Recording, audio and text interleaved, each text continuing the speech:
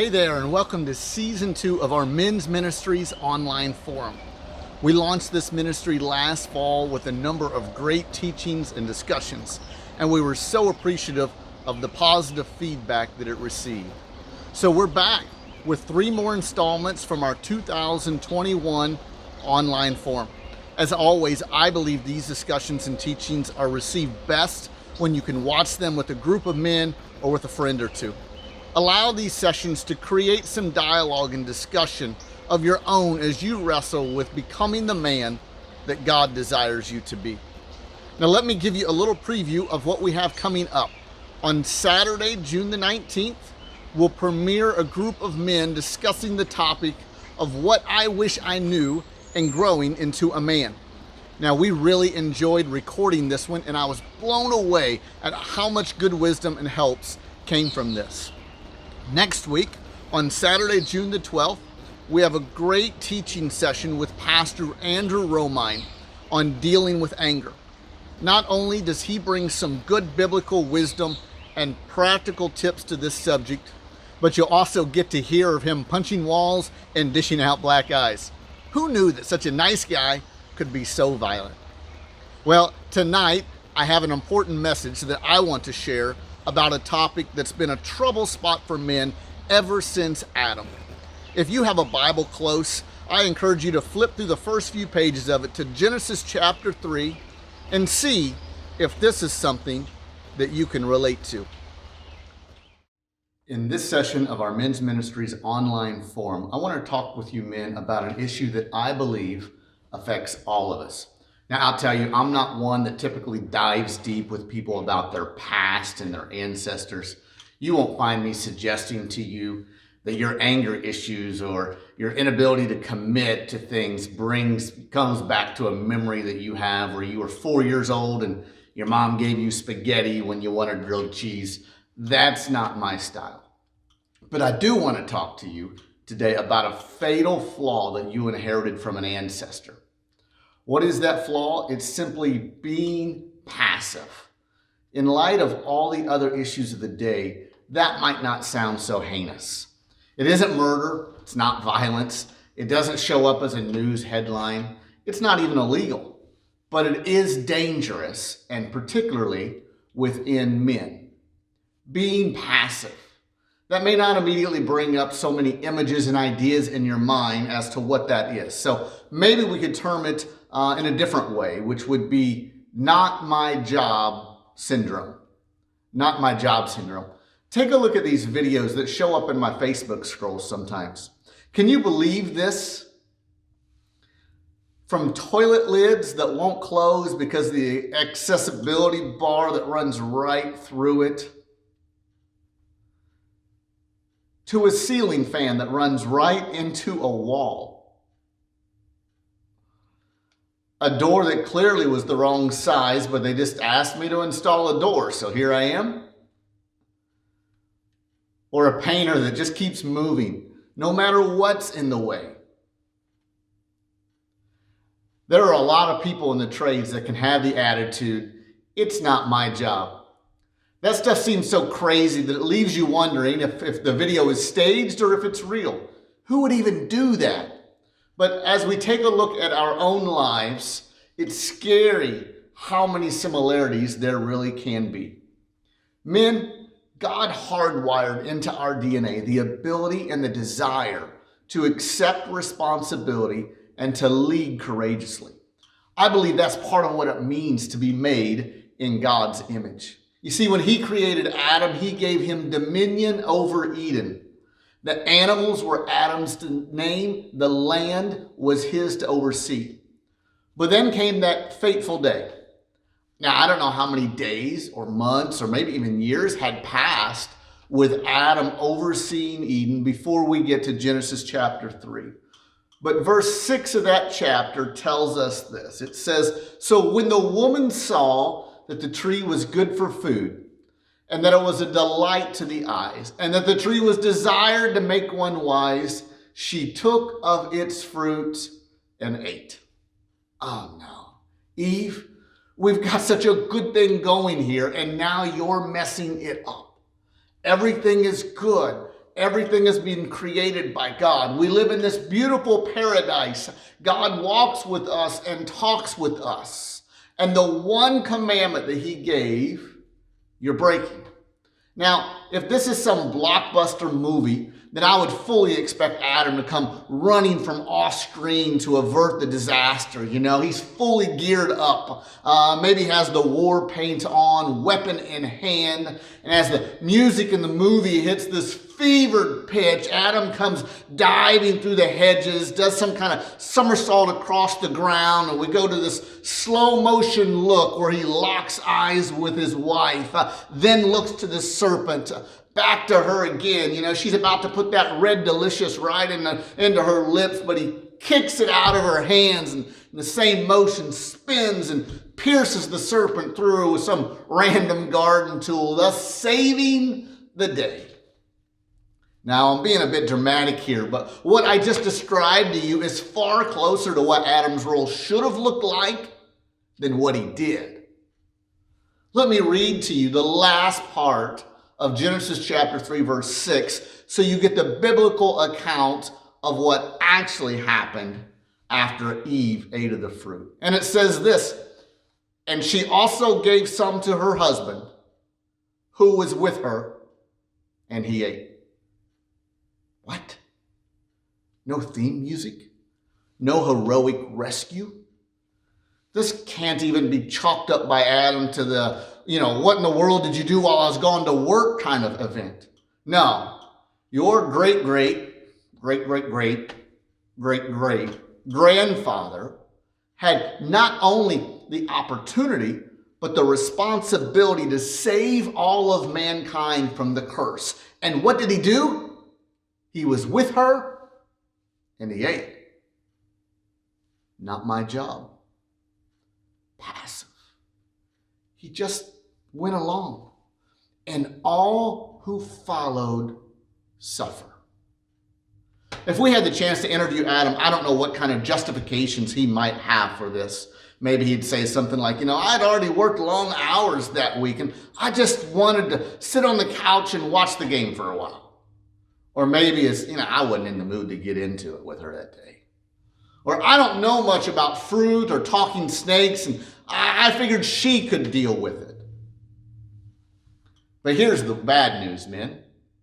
You inherited this flaw. You see, God made you with strength and grit so that you could lead. And I think most of us can say that in general, we do that. We accept the responsibility that's in front of us. We do what needs done. But there's also this streak of passiveness that can come to the surface in certain areas of life for each of us.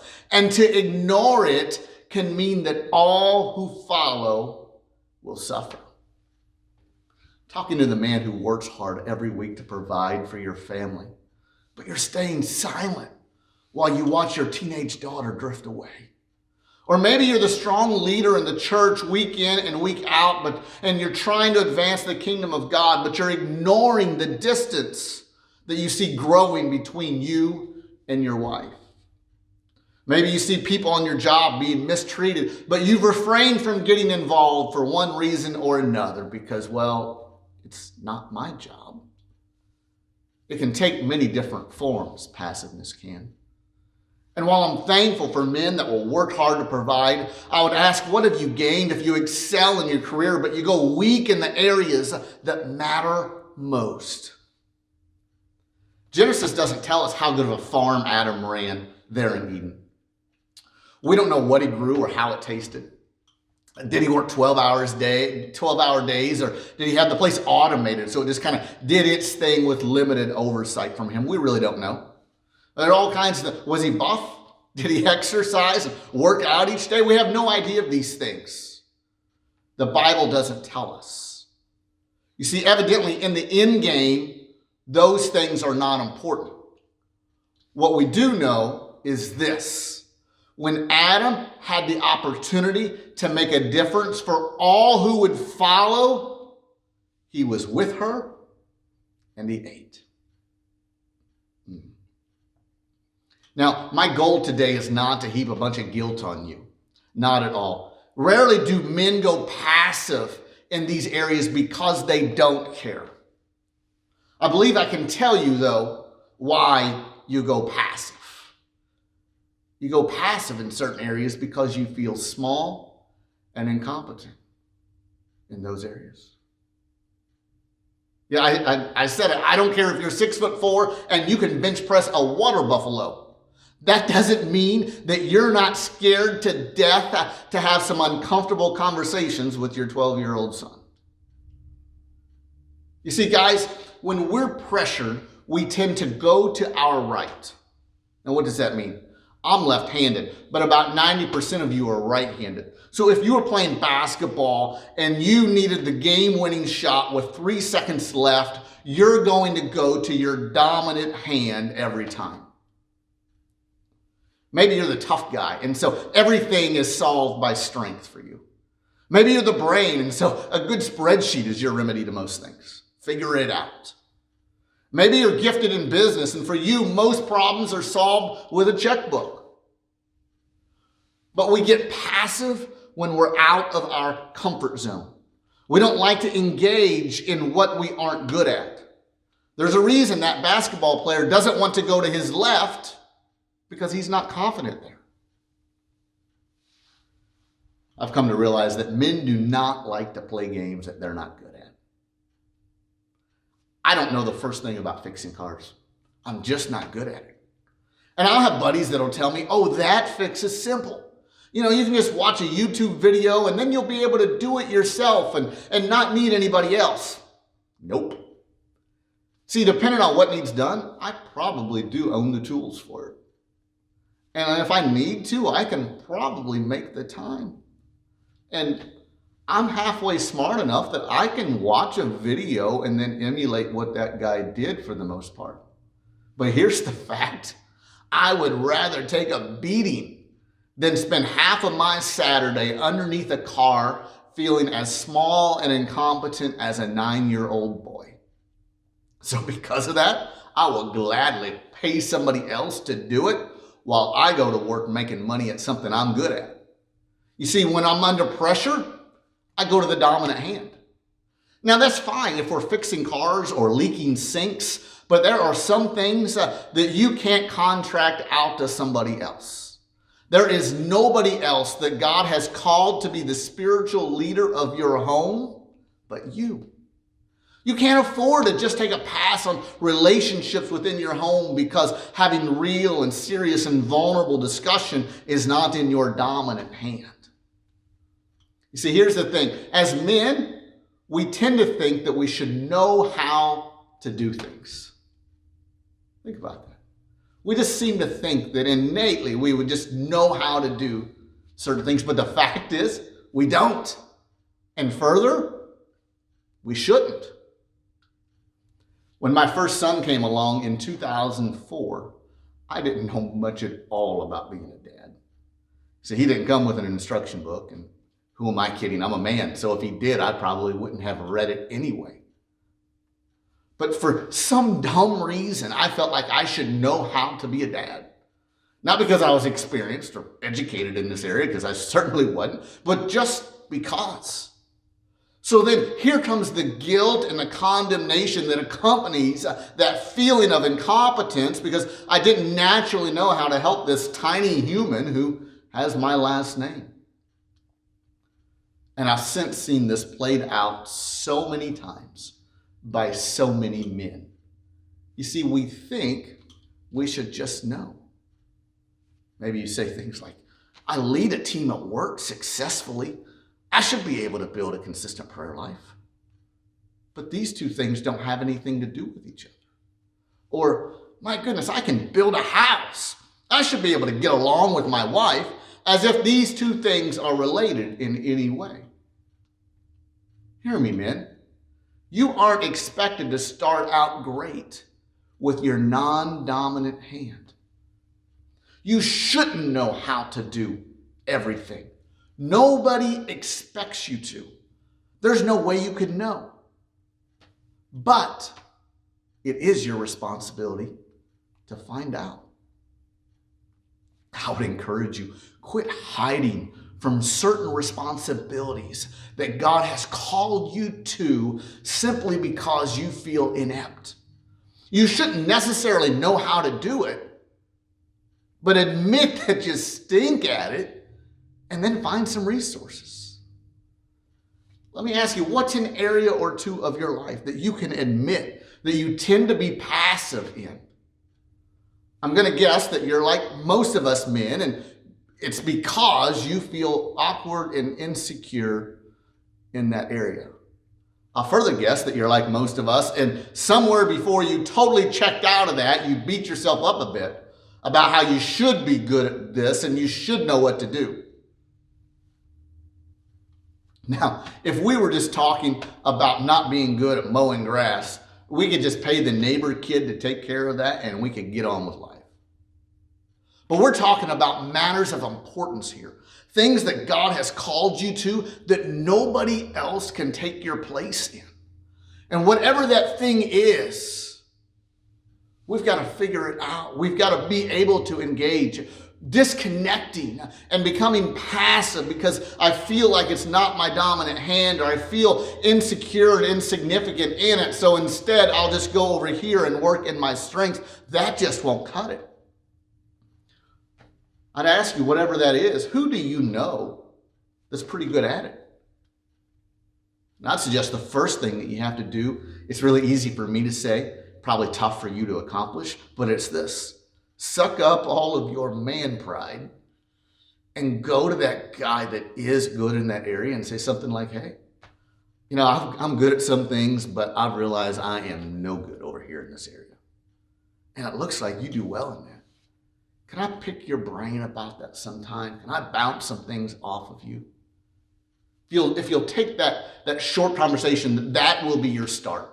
Now, I'll just tell you now, you'll feel awkward and weird when you do that. But that guy has other areas in his life where he isn't as strong as he wishes he were either.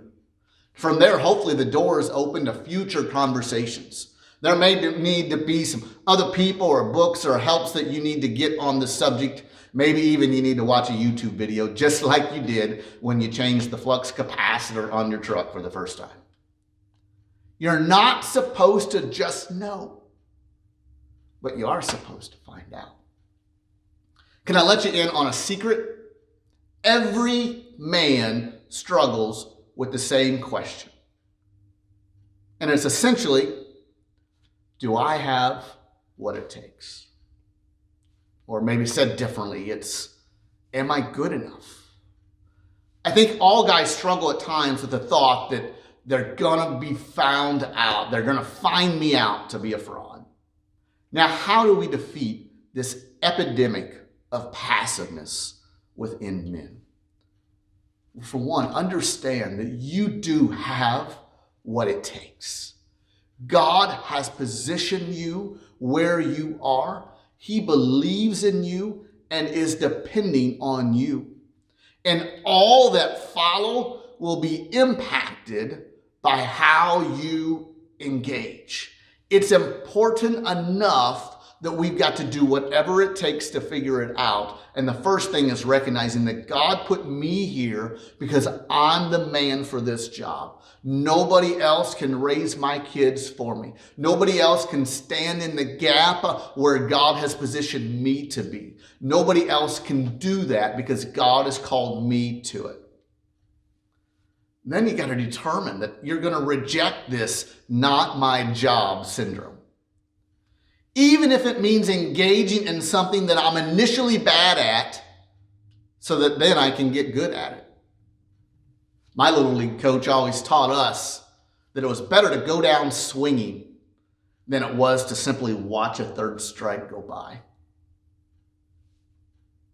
Being poor at it is far better than disengaging. Being passive at it is far worse than getting in there and making a few mistakes. So don't watch the pitch go by. Take a swing at it. That's how you'll learn to hit. And then resource yourself. You don't know everything in your areas of weakness, and you shouldn't. Get comfortable with that. But then also comfortable with the idea that, well, I shouldn't just know. I also shouldn't just remain in that ignorance. Connect with somebody who can coach you and encourage you. Prayerfully ask God to empower you in these areas and to help lead you. Open your eyes to resources, to other people that can coach or can mentor you in these areas, other peers that have already taken that step, or other resources that can aid you and help you to understand the things that you don't. Use the same determination that has caused you to excel in so many other areas of your life to grow in your competency here. But just don't disengage. Men, together we can reject Grandpa Adam's penchant for passiveness, and we can make a difference in the areas of life that matter most. I'll wrap up by sharing some lyrics from the song Courageous by the group Casting Crowns. It says this: we were warriors on the front lines, standing unafraid. But now we're watchers on the sidelines while our families slip away. Where are you, men of courage? You were made for so much more. Let the pounding of our hearts cry, we will serve the Lord. We were made to be courageous, and we're taking back the fight. We were made to be courageous, and it starts with us tonight. The only way we'll ever stand is on our knees with lifted hands. Make us courageous.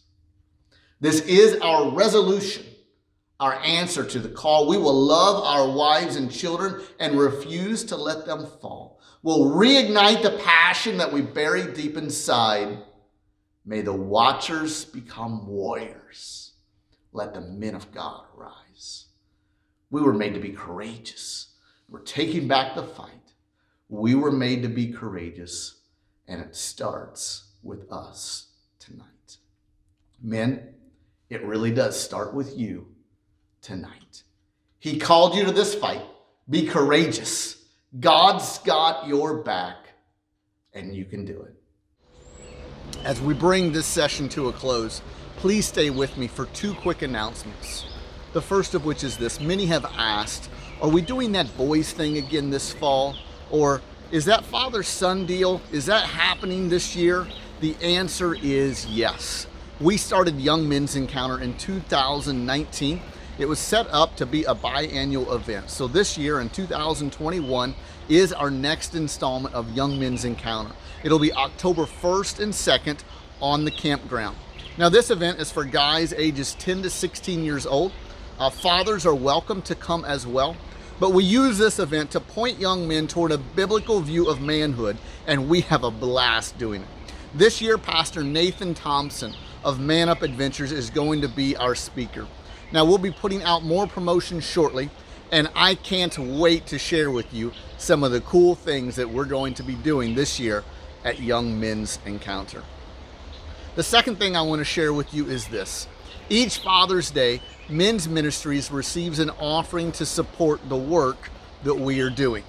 Now, these funds have helped to build orphanages overseas. They bring disaster relief in affected areas of our country, and they also fund ministries like this online forum and our Young Men's Encounter here within the Illinois district. If you can give, I would encourage you to do so. In fact, there will be a link in the comments below where you can give directly online. We also would encourage you that instead you can give through your local church's Father's Day offering, as that is coming up.